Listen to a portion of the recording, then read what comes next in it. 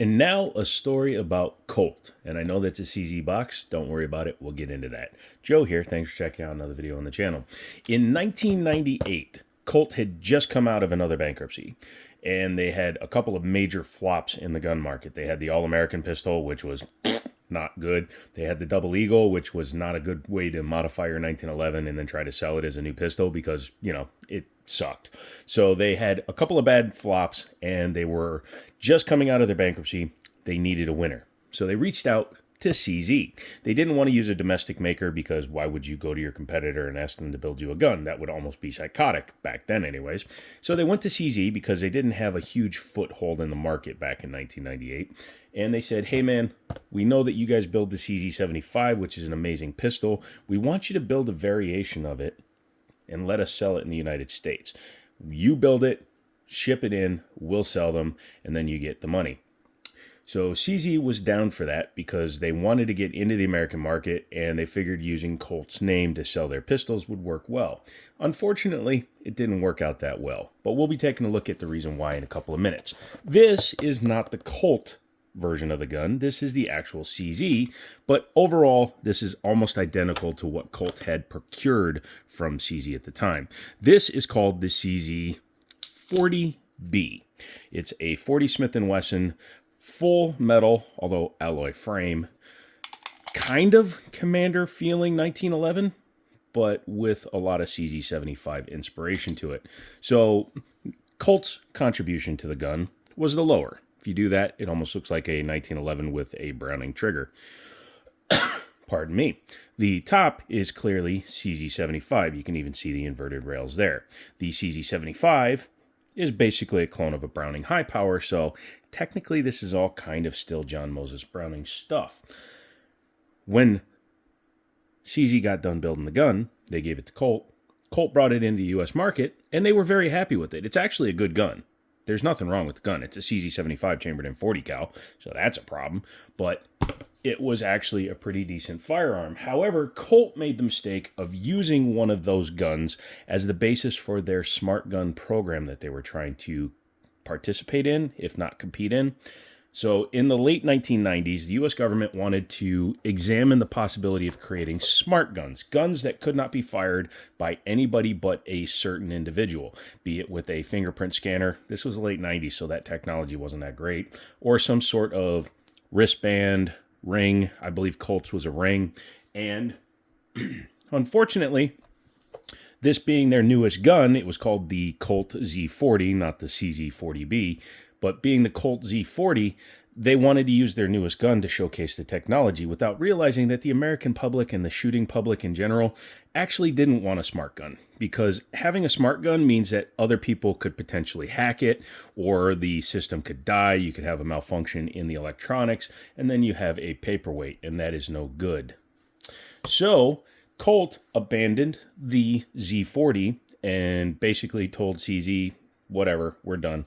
So CZ decided to import the gun. Now, when Colt was importing them, I believe they only brought like 800, might have been 500, but something like 800 guns into the country. And their version of this gun was double action only. This particular gun is the CZ branded version. So this one actually has a double action and single action system. So technically, it's actually a superior gun to the Colt design. The reason why I'm actually even talking about the Colt part of it is the fact that CZ recently bought Colt. So Colt firearms from now on will come in a box that has a little label on there that says CZ on the side. This is not a Colt, or excuse me, this is not a CZ owned Colt. This just happens to be a Colt that I'm cleaning for a friend, and it was on the couch. So why wouldn't we take a look at it? So the box is very basic, old school CZ. Newer ones have those stupid ass gold tabs. Has all your paperwork under there for the gun, which is nice. This is not my gun, although I may try to procure it from the person I cleaned it for because, well, either they just don't use it or they bought it in the condition it was in, but it needed a lot of work. You can kind of see how I had to polish out the barrel and the chamber a bit. It was very rusty when he brought it to my buddies down at Liberty Arms. Yes, we do gun cleanings. But he brought it down to him. The barrel was very corroded and rusty.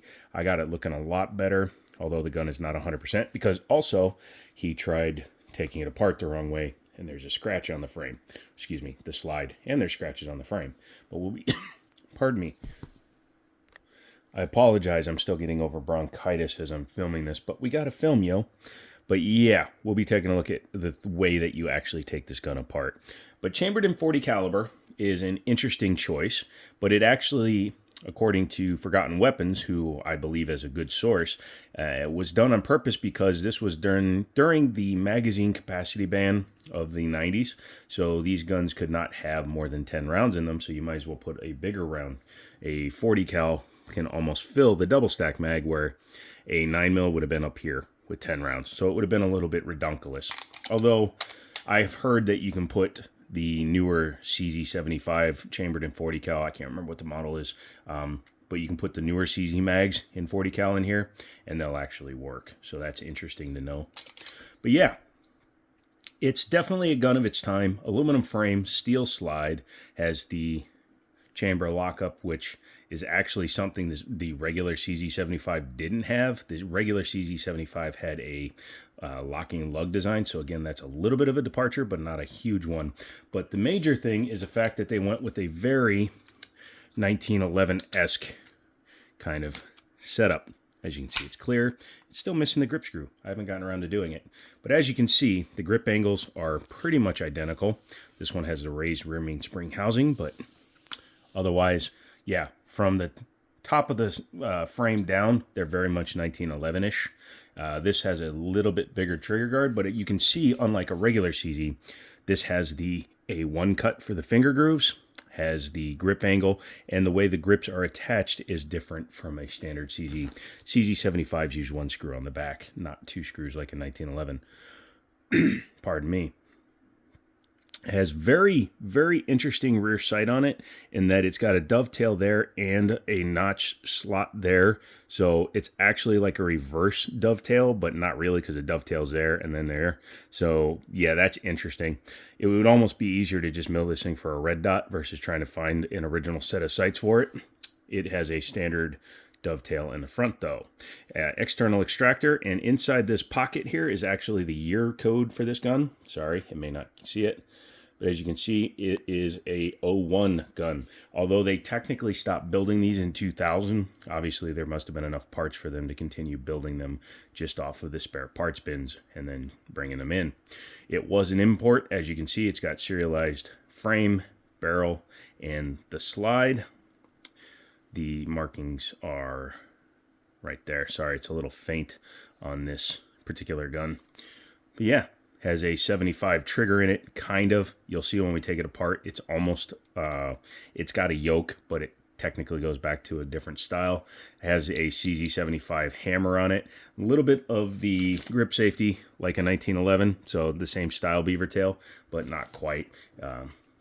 Obviously, it's nothing like the enhanced ones you get nowadays. 10-round capacity, no bushing up front because it's a CZ75 up top. It copies John Moses Browning's Browning design. Magazines are drop free, and thankfully, even though it is a gun of the 90s, no mag disconnect. Let's talk about that trigger real quick. Double action is smooth but heavy, as it should be for a carry or duty style pistol. You just kind of come back. You can mitigate some of that by half cocking the gun, which the CZs all do. You can do that, and as you can see, it changes the amount of pull you have to do, and then you can just go into your shot. Interestingly, this is a gun that only has a manual safety. Does not have a decocker, even though it looks like a regular CZ75 decocker switch. It can only be carried and cocked and locked, and like a 1911, cannot be engaged unless the hammer is back. So again, a lot of 1911 tomfoolery in there, which I approve of because I like me some 1911s. But yeah, because of the no decocker, you do have to do the old finger decock. And yeah, as you can see, I know how to do it that way. I also know how to do it the competition way. For somebody who asked me when I did the negligent discharge video why I would do that, when you're in competition, it's actually much safer to grab the hammer with two fingers instead of just relying on your thumb on the top of it.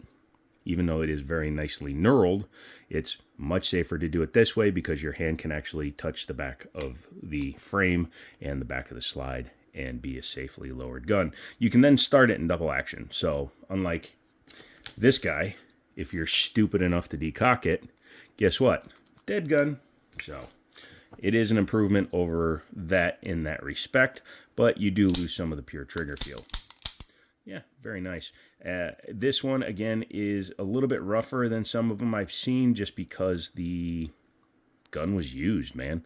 Nothing wrong with that. Rubber grips, which feel very comfortable. A little bit of damage here to the back strap. Not sure if that's from where the gun might have been sitting, but it's an anodized aluminum, and it is marred as well as up here. I can tell you exactly why that's marred, and that's because whoever tried taking it apart didn't know what they were doing. So let's take it apart and show you the internals. First thing you want to do, triple, quadruple, many times check that the gun is clear. It is, so we can go ahead and release that. Now, a typical CZ75 has these notches, which are present on this gun. As you can see, it's got the rear two notches. Technically, the easiest thing to do with a CZ75 is you bring it back to a quarter cock, and it will actually stop the slide right there.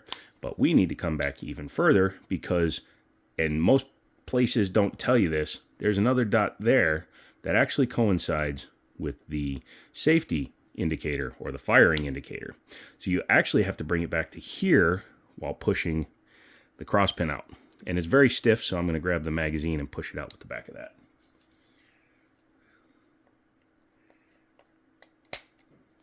Okay, so once you pop it out, you then have to go ahead and while leaving it back, pull it out.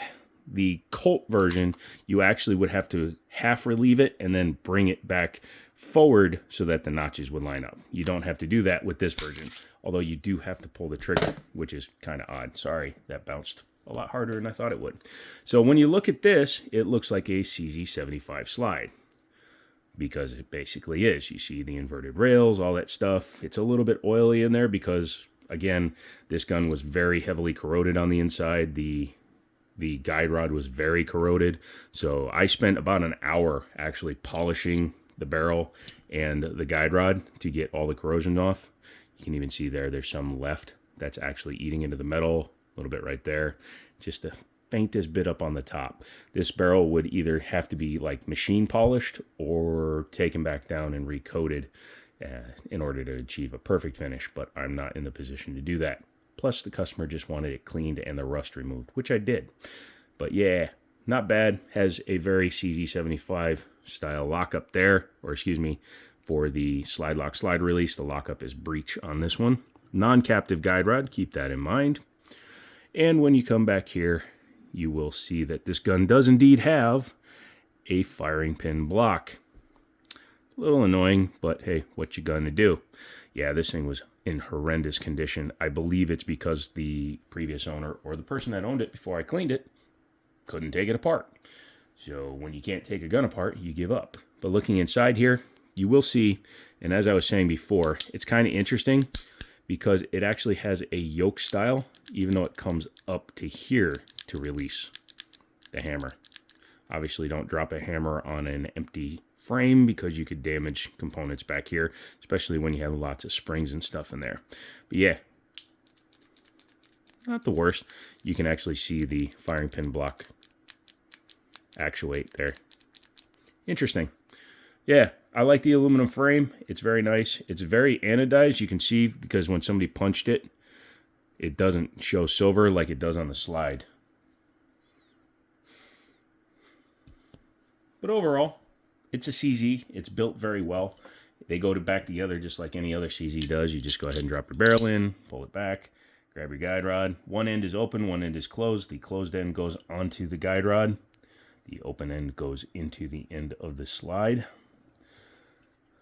A little bit different from a high power and the standard 75 is that it does have a cup cut there. So you're going to seat the guide rod in there, although you do have to get the guide rod into the gun before you can do that. But a little bit of patience and luck and you will be able to do that. Now, the reassembly is a little bit odd because you do have to do it in 2 steps. So you come back here, right? And you bring it to the rear notches. And you start this in. There you go. Then you bring it back to the red dots. Excuse me. while pushing this guy in. There you go. So you start it with the notches back there, which is why I believe they're still on the gun, and then you have to bring it back to those 2 dots in order to reassemble the gun. Once you've done that, you can make sure that the spring isn't binding and make sure she works. So yeah, it's kind of a rare bird. You don't see these every day.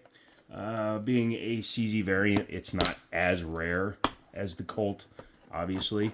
But it's one of those guns I wouldn't mind adding to the collection. So, you know, if the guy decides to sell it, maybe we can add it to the 2024 safe. I'll keep you guys updated. I put up a community post showing the gun, and you guys really seem to like it. So we'll have to see about getting it. If you made it this far, put ironic in the comments, because obviously Colt went to CZ and then CZ wound up buying Colt.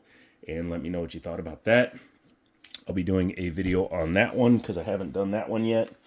About a Ruger. We'll be doing one on that. We'll be doing one on a Colt King Cobra. And then the GOAT, the Taurus G3C. So come back for all of those. Leave me a comment. Leave me a like. Become a member. All that jazz. And, as always, I'll talk to you later.